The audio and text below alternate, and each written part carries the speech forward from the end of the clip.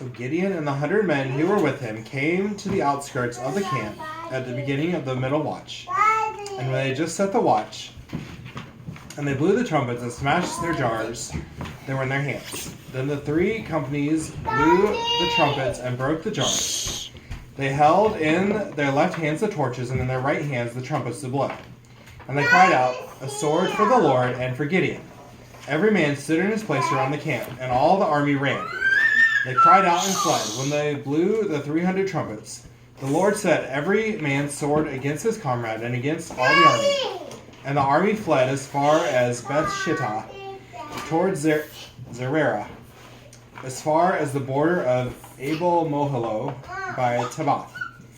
And the men of Israel were called out from Naphtali and from Asher and from all Manasseh, and they pursued after Midian.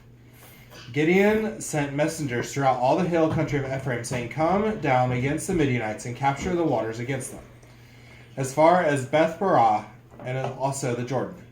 So all the men of Ephraim were called out, and they captured the waters as far as Beth-barah and also the Jordan. And they captured the 2 princes of Midian, Oreb and Zeb. They killed Oreb at the rock of Oreb, and Zeb they killed at the winepress of Zeb.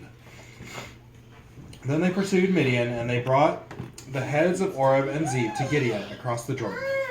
This is the word of the Lord. Thanks be to God.